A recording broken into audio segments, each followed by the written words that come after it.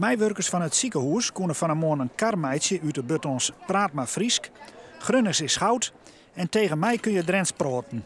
Het is voor het eerst dat het ziekenhuis op deze wijze omdenken jouwt aan de streektaal. De meeste reacties zijn positief. Het is altijd mooi als bij die eigen patiënten goed Fries praten kisten.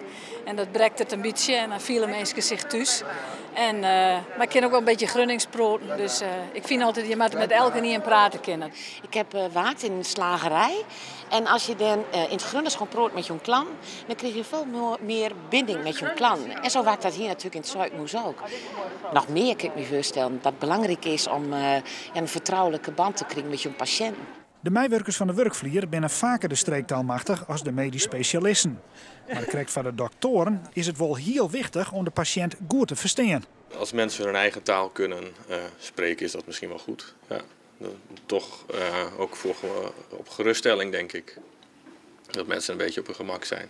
Het medische vak, dat is een vak van mensen taal mensen. Dus als je net communiceren kent, dan ben je machteloos. Dan ken je je vak net goed, want het is voor de mensen vreselijk.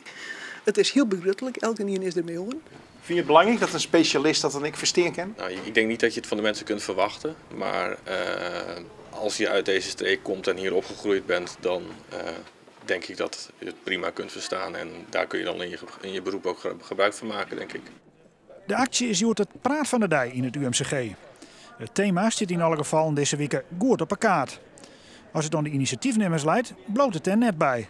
Uiteindelijk is vanzelf de insteek nou om er een boost aan te gaan, echt even goed van start te gaan. En uiteindelijk moet het personeel en de meesten van het ziekenhuis het zelf oppakken en die moeten maar aan de gang.